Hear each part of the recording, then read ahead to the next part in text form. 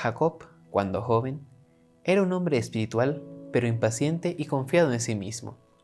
Mucho tiempo le costó alcanzar todo su potencial y aprender a depender enteramente de Dios para toda decisión. ¿Y tú, ya lo aprendiste? Bienvenidos a Es Vital.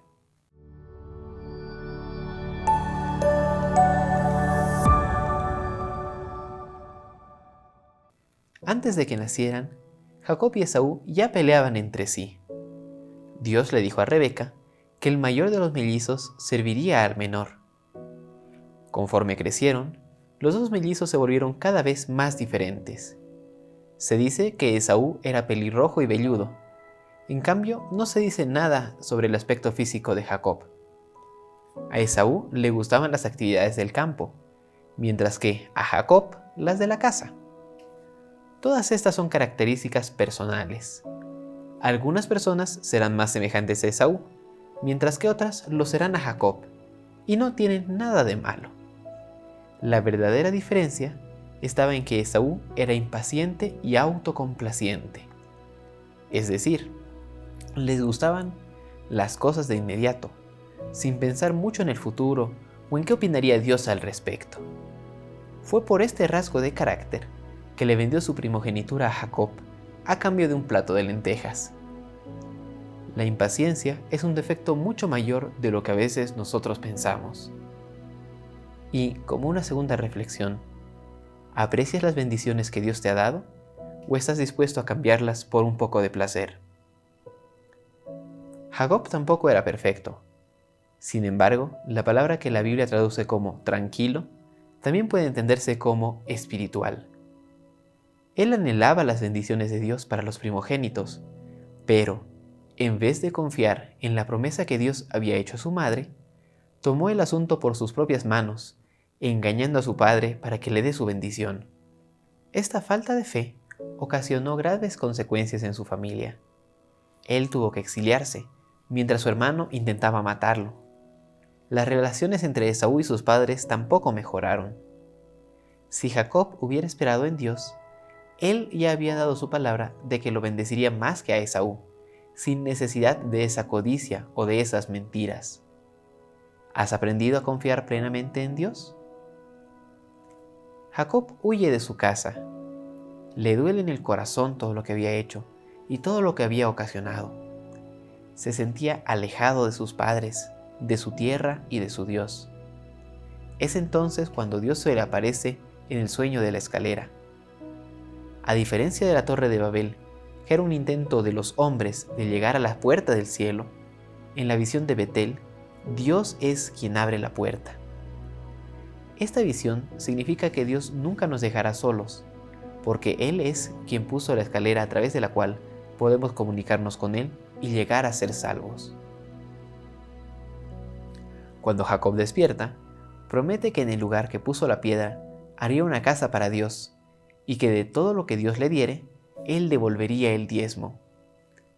Más adelante en la historia, vemos cómo Dios bendijo a Jacob, pero, sin embargo, nunca se menciona que Jacob cumpliera su parte de la promesa.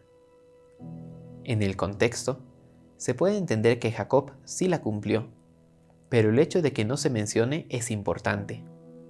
Devolver el diezmo era un agradecimiento de Jacob hacia Dios, y no un pago por sus servicios.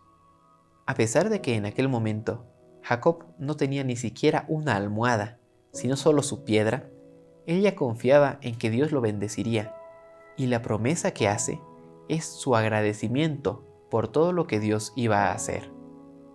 Devolver el diezmo no debe ser una carga, sino una muestra de agradecimiento de nosotros hacia Dios. Jacob llega a casa de Labán y se enamora de su hija, Raquel. Sin embargo, Labán lo engaña y le da a su otra hija, Lea. Esta sección de la historia está llena de errores humanos y de bendiciones divinas. La moraleja es que Dios puede escribir derecho sobre líneas torcidas. A pesar de todos los problemas que aparecen en esta historia, Dios no dejó de bendecir a Jacob, ni quitó su promesa de traer al Salvador por medio de Judá, su hijo.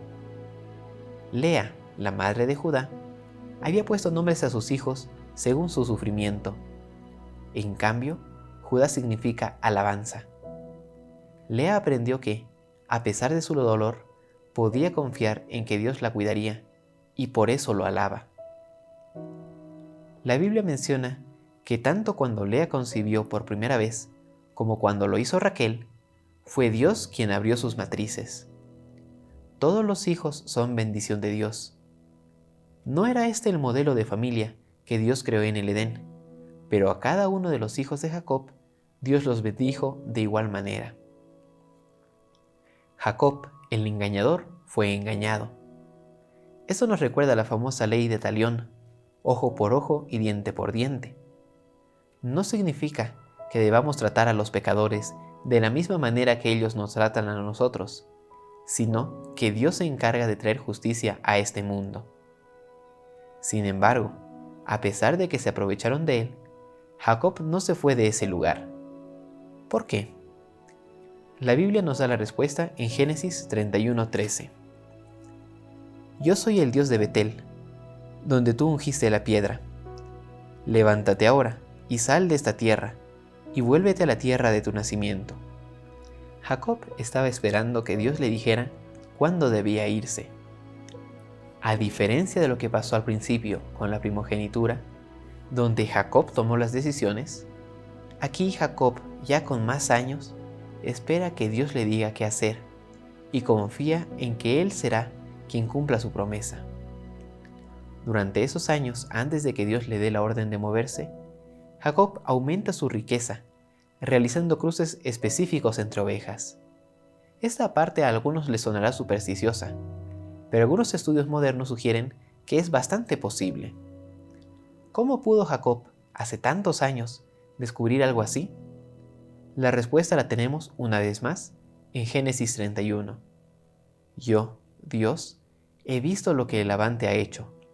Alza ahora tus ojos y verás que todos los machos que cubren a las hembras son manchados. Fue Dios quien propició este descubrimiento por parte de Jacob. Ya en la casa de sus padres, hace mucho tiempo atrás, Jacob había aprendido a confiar en las promesas de Dios. Sin embargo, por su poca fe y su mucha impaciencia, tuvo que sufrir mucho tiempo para alcanzarlas, y mucha gente sufrió con él. Sin embargo, con el paso de los años, descubrió lo que significa la verdadera confianza en Dios, y no se movió hasta que Dios no le dijo que lo hiciera. Es vital aprender a esperar pacientemente en Dios y sus promesas para nuestras vidas.